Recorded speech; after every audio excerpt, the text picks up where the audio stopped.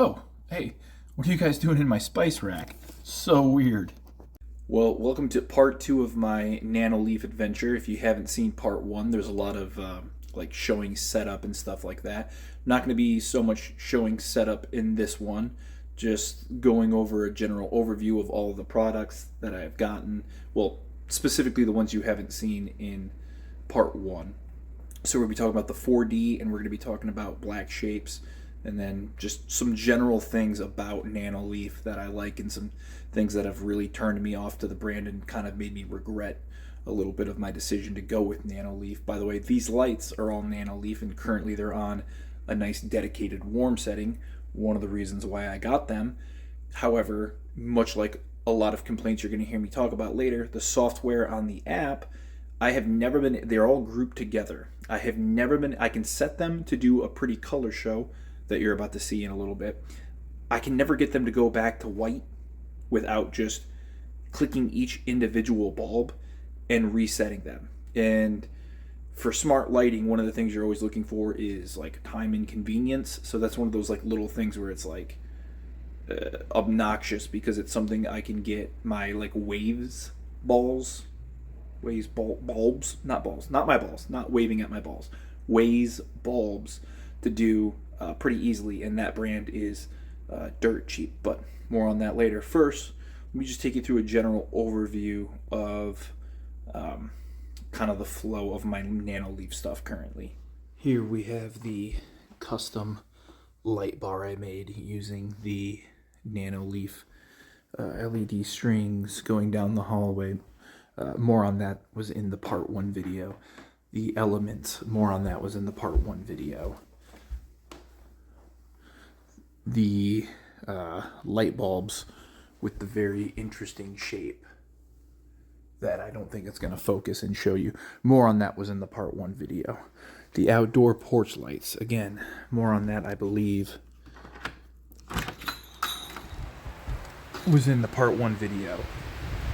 These were really cool when the snow was going, by the way. It was kind of like lighting up the whole yard. Really like that. All right.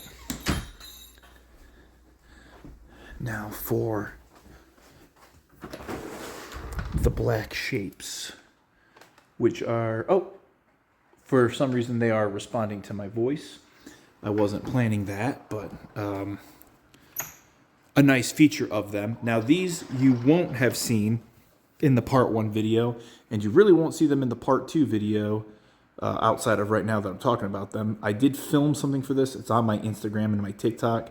I accidentally deleted the properly formatted video, so we'll go over it a little bit right now.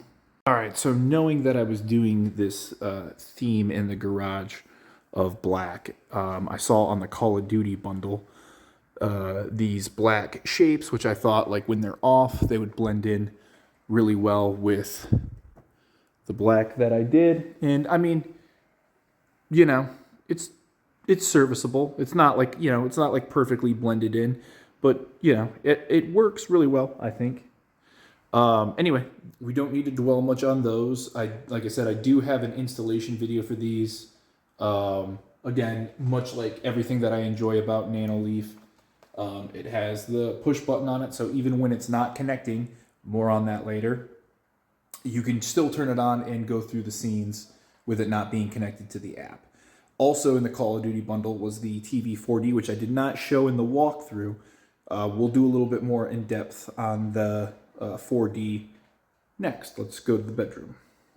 All right, so the Nanoleaf 4D has actually been a product I have been very happy with outside of a few things. More on that later. I initially did a video about it, and I'm sorry that it won't be as detailed as the video I was doing as like a standalone for the 4D.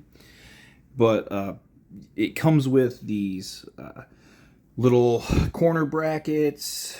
When the setup is working, I really like being, you know, telling it where the corners are. That's a nice feature because, as you can see, I think I've got it for up to 65, and my TV's only a 55.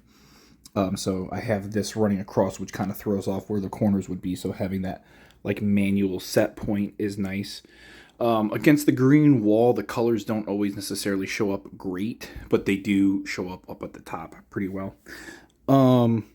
And of course, as all Nanoleaf things do, it has the standalone thing here, which I've been desperately trying to get stuck to there, but it just falls down all the time. That's not Nanoleaf's fault.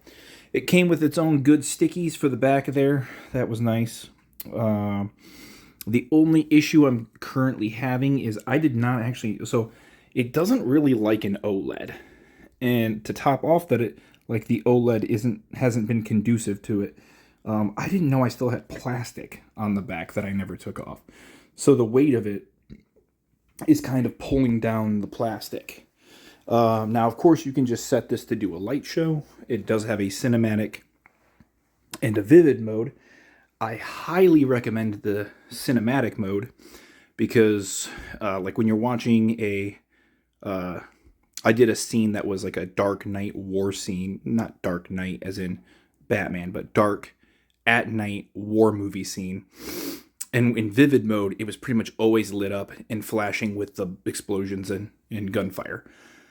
But in cinematic mode, when the screen is black, it goes away. So it gives you, to me, a much more like visceral, real feeling when the 4D is going. So this whole long-winded thing, this is like my 4D breakdown. Overall, the 4D has been really, really good. Again, outside of connectivity issues. So I was doing some cable management back here with all the stuff I've got going on.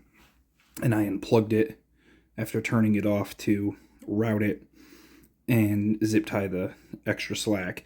And then it didn't connect again. So I wasn't able to use it for like 4 hours of just grinding out trying to get it. Which I never have an issue with my Waze. All my Waze stuff works great. My security cameras and my Waze lights. Probably because it has its own smart hub. And I really wish Nanoleaf had something like that would help things run with it. But let me talk a little bit about why I first got Nanoleaf anyway, as opposed to like Govee. Apologize, I think this video has probably sucked. But, yeah, so like initially about 7 months ago, I kind of started plotting out all the lighting things I wanted to do.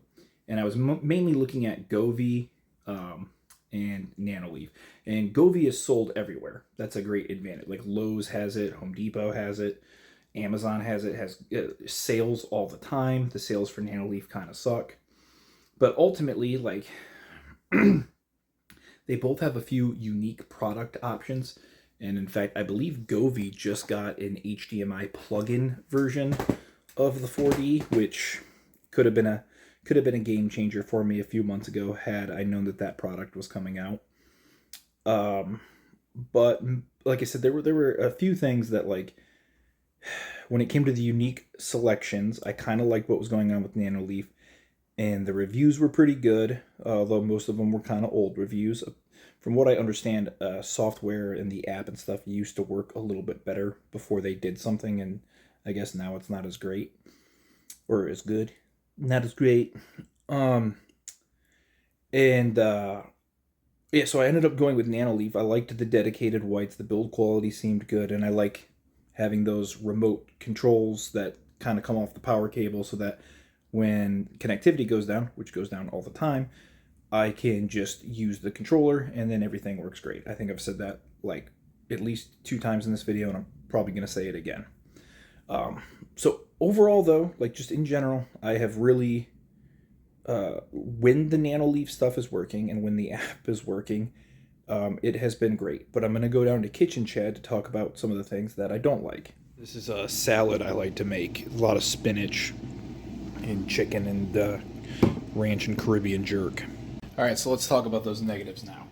And what are they? Well, essentially, it is software, connectivity, and like the overall UI experience. So almost every single one of these Nanoleaf products was an absolute joyless slog to get connected to the app. Just beating your head against the wall over and over again, scanning the code, trying to get it to log in. Getting these light bulbs to go onto the thread network or whatever it's called. I never ended up actually like doing anything. I was on the Reddit, and there's a tech guy on the Reddit who like sent me some stuff trying to help me, but essentially it just like randomly one day worked. But days, weeks of trying to get it on there, just for like a month later, they randomly started working the way they're supposed to. And yeah, like if I accidentally unplug something, which I talked a little bit about with like the 4D, it will seemingly disconnect and stop really talking to the app. I'm assuming that's a software issue. I don't know if it's a hardware issue or not. Like mostly I have positive things to say about the hardware or the product I bought. It's just all connectivity, and it's random. I had the stair lights not talk to the app for like a week, and then I didn't feel like resetting it. Didn't feel like going through like the trial and error of that when it works on the push button, which is why I got the push button. And then randomly, like 2 days ago, it just started working with the app again. I don't know, and it's frustrating. As you see, if you look a lot at the Reddit, you'll just see constant complaint, and a lack of like tech support. And honestly, there's not really a whole lot tech support can do. They're not going to be able to shit out a new app that works properly. I would maybe shit out a smart hub of your own. So I hope I'm filming this out of sequence, so hopefully I already showed it. My Waze has a smart hub, and everything works great. I know that I could get, I guess, any smart hub, but I'm not trying to do like a whole smart home. I just got the handful of things, and I want them to work with the app the way they're supposed to, the way my $30 Waze stuff works with the app, and works like it's supposed to, if not really better. Just a much easier to use, better experience from a much cheaper product. But let's go back upstairs for final thoughts. I need to finish this chicken salad. Thank you for sending it back up to me, Kitchen Chad. You enjoy that chicken salad. It's right over there. But yeah, I think having gone through everything, and possibly moving forward, I probably won't be using too much more Nanoleaf stuff.